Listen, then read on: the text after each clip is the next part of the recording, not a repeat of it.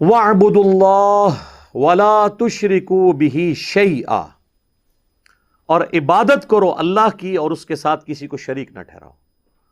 پہلی چیز ہی توحید ہے۔ اچھا، یہاں پہ یہ نہیں آیا کہ اللہ کو مانو، اللہ کو ماننا کافی نہیں ہے، اللہ کی ماننا بھی ضروری ہے۔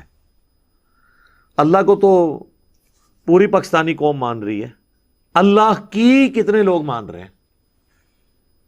تو یہ وَاعْبُدُوا، عبادت کرنی ہے اس کی، صرف اس کو ماننا نہیں ہے، اس کی ماننی ہے۔ اور عبادت کا مطلب ہے ٹوٹل اوبیڈینس۔ یہ نہیں ہے کہ رمضان کا خدا اور ہے اور غیر رمضان کا خدا اور۔ رمضان میں تو یہ قوم مسلمان ہوئی ہوتی ہے، اور بعض تو اتنے پکے مسلمان ہوتے ہیں جو پورا سال نمازیں پڑھ رہے ہوتے ہیں، وہ سمجھتے ہیں یار یہ تو ہمیں بھی پیچھے چھوڑ گئے، لیکن عید کے فوراً بعد ریورس ہو جاتا ہے کام۔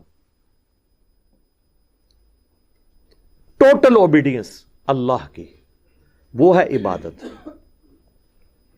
وَلَقَدْ بَعَثْنَا فِي كُلِّ أُمَّةٍ رَسُولًا أَنِ اعْبُدُوا اللَّهَ وَاجْتَنِبُوا الطَّاغُوتَ، ہم نے ہر قوم میں کوئی نہ کوئی رسول بھیجا ایک ہی بنیادی دعوت کے ساتھ کہ عبادت اللہ کی کرنی ہے اور طاغوت کی نفی کرنی ہے، یعنی اللہ کے مقابلے پہ جو بھی کھڑا ہے، چاہے وہ انسانوں میں شیاطین ہوں یا جنات میں شیاطین، یا ان کے اعلی کار یا ان کی تعلیمات، اس کے خلاف تم نے کھڑا ہونا ہے۔ اللہ کی ماننا یہ ہے کہ اللہ نے اپنے پیغمبروں کے ذریعے جو آسمانوں سے دین نازل کیا ہے اس کو فالو کرنا ہے۔ دین اس زمین کی چیز نہیں ہے، دین آسمانوں سے نازل ہوا ہے۔ ہاں، زمین میں سمجھا جاتا ہے لیکن اس کے اندر کوئی تبدیلی نہیں کر سکتا۔ تو بنیادی دعوت عبادت کرنی ہے اللہ کی اور اس کے ساتھ کسی کو شریک نہیں ٹھہرانا۔ اب عبادت کے اندر جو دو بنیادی چیزیں ہیں جو ہم ہر نماز میں اقرار کرتے ہیں، ایاک نعبد و ایاک نستعین، اے اللہ عبادت بھی تیری کریں گے اور عبادت کی اعلیٰ ترین شکل و ایاک نستعین، دعا مدد، وہ بھی تجھی سے مانگیں گے اور کسی سے دعا نہیں کریں گے۔ اب عبادت کی کیٹیگری میں جتنی بھی چیزیں فال کریں گی، نماز، روزہ، حج، زکوٰۃ، نذر، نیاز، جو بھی عبادت کی کیٹیگری میں چیزیں فال کرتی ہیں وہ سب کی سب خالصتاً اللہ کے لیے ہوں گی۔ یہ ہے ایاک نعبد، اور ایاک نستعین بھی اسی میں شامل ہے۔ جامعہ ترمذی میں حدیث ہے الدعاء هو العبادہ، دعا ہی تو عبادت ہے۔ اور پھر نبی الاسلام نے اس کے ساتھ سورۃ المؤمن، جسے سورہ غافر کہتے ہیں، اس کی آیت نمبر 60 تلاوت کی، وقال ربکم ادعونی استجب لکم، اے میرے بندو، اور تمہارے رب نے فرمایا کہ اے میرے بندو مجھ سے مانگو میں تمہاری دعا قبول کروں گا، بے شک جو میری عبادت سے تکبر کرتے ہیں۔ بات دعا کی ہوئی اور ذکر آیا عبادت سے تکبر کرتے ہیں، یعنی جو دعا مانگنے سے کتراتے ہیں، میں انہیں ذلیل و خوار کر کے جہنم میں داخل کروں گا۔ اللہم اجرنا من النار، آمین۔ تو نبی علیہ السلام نے اپنی بات کی دلیل میں آیت پڑھی قرآن کی کہ دعا ہی تو عبادت ہے۔ اب اللہ کو پتا تھا سب سے زیادہ شرک ہونا ہی دعا میں ہے۔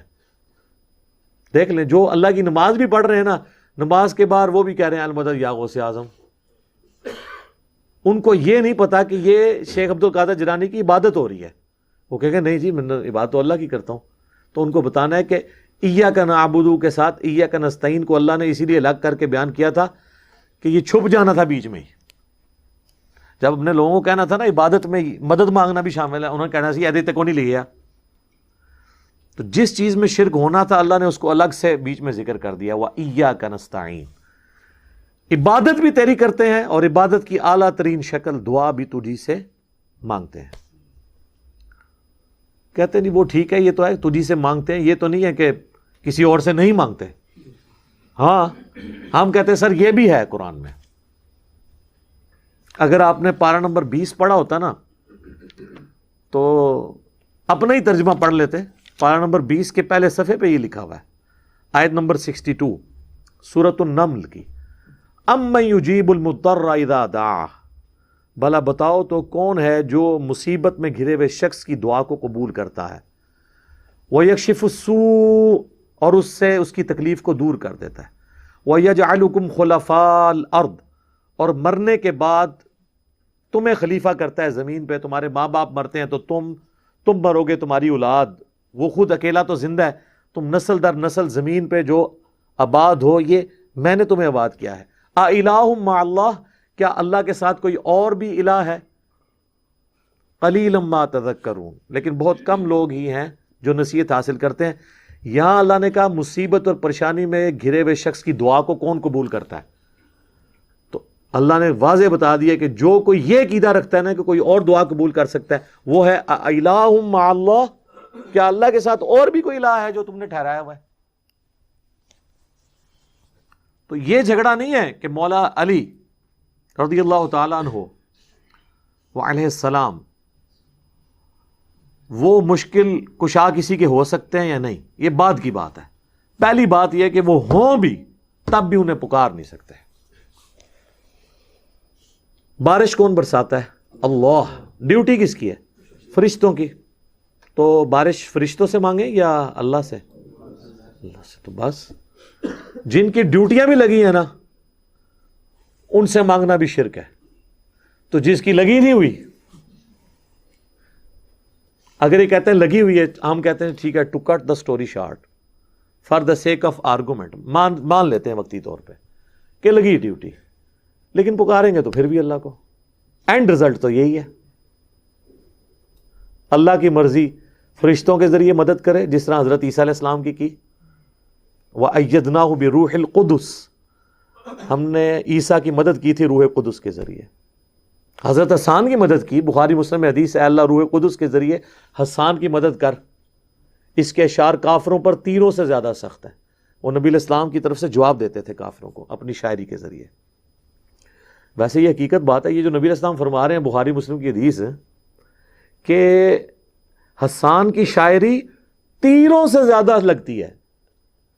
ویسے ہی بات سمجھ نہیں آتی, تیر سے تو زخم ہوتا ہے, شاعری کیوں زیادہ ہے؟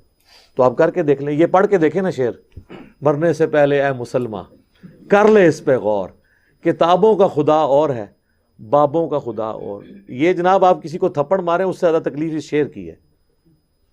نام ہے بابی, نام ہے بابی, میں ہوں مسلم, علمی کتابیں.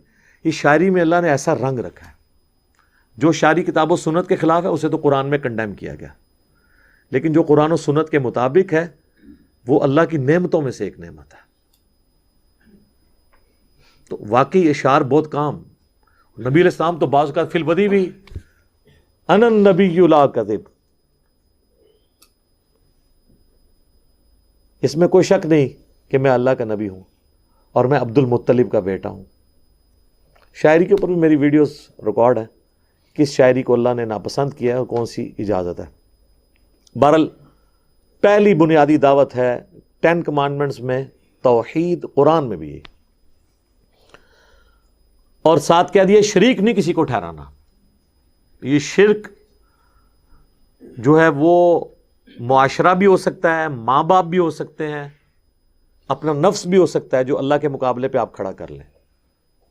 تو ایک ڈیٹیل ٹاپک ہے, مسئلہ نمبر 3 میرا اس کے اوپر ریکارڈڈ ہے, وہ آپ دیکھ لیں. شرک کے حوالے سے بہت زیادہ ویڈیوز ریکارڈڈ ہیں, لیکن اصل بنیادی بات لوگوں کو یہی بتانی ہے کہ نماز اللہ کی پڑھنی ہے اور دعا بھی اللہ سے مانگنی ہے, باقی ساری چیزیں چھوٹی ہیں. 11ویں بہت چھوٹی چیز ہے, کیونکہ 11ویں دینے والے کیا کہتے ہیں, اللہ کے نام کی ہے عبد القادر جیلانی کو ثواب پہنچانے کے لیے. یہ بہت چھوٹا مسئلہ ہے. بڑا مسئلہ یہ ہے کہ غیر اللہ کے نام کی نہ ہو. میت کی طرف سے کوئی صدقہ اور خیرات کر سکتا ہے, اس کے اوپر کوئی اختلاف رائے ہو سکتا ہے, لیکن یہ شرک کے لیول کی چیز نہیں ہے. لیکن اگر کوئی کہے کہ میں صدقہ اور خیرات کروں اور عبد القادر جیلانی میری مدد کریں گے, یا میں داتا دربار پہ دودھ 11ویں کے اوپر چڑھاؤں گا تو میری بھینسیں جو ہیں وہ دودھ دینا بند نہیں کریں گی, تو اب یہ سیدھا سیدھا شرک ہو جائے گا, کیونکہ عقیدہ آپ نے غلط جوڑ لیا. یہ آسٹریلین گائے جو ہے وہ کس مزار پہ جاتی ہے؟ کوئی اجمیری کو بغدادی کو لاہوری گائے بھی ہے جڑی دودھ دیندی ہو جو آسٹریلین گاہ دیندی ہے, تو آسٹریلیا سب تو بڑا بزرگ ہو گیا پھر سے. یہ دنیا بقدر ایفرٹ ہے, جس نے کوئی ایفرٹ پٹ کی ہے وہ دنیا میں لیس للانسان الا ما سعی, جو کوشش کرے گا. یہ اللہ کی گائے ہیں, اللہ کی بھینسیں ہیں, اور اللہ نے انسان کو عقل دی ہے, ان کی صحیح طریقے سے خوراک اور پرورش کی جائے اور باقی جو سائنٹیفک فیکٹس اللہ تعالیٰ نے انسانوں کو بتائے ہیں اس کے ذریعے انسان نے ترقی کر لی ہے. اس میں تو بزرگوں کو تو کوئی لینا دینا ہی نہیں ہے.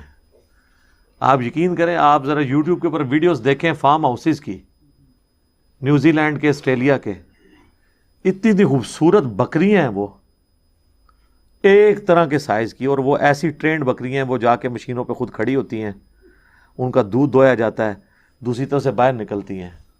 ہماری کوئی مزار والی بکری تو اس طرح کا دودھ دے ہی نہیں سکتی اتنا زیادہ، نہ وہ اتنی خوبصورت ہوتی ہے. اور انہوں نے تو لاکھوں کی تعداد میں فارم ہاؤسز میں رکھی ہوئی ہیں، تو وہ کدھر سے آ گئی ہیں؟ ٹھیک ہے نا. وہ اللہ تعالیٰ کی بکری ہیں، پیدا اللہ نے کی ہیں. باقی انہوں نے جو سائنٹیفکلی انہوں نے اپنی ان پٹ دی ہے، اللہ تعالیٰ نے اس میں برکت ڈال دی.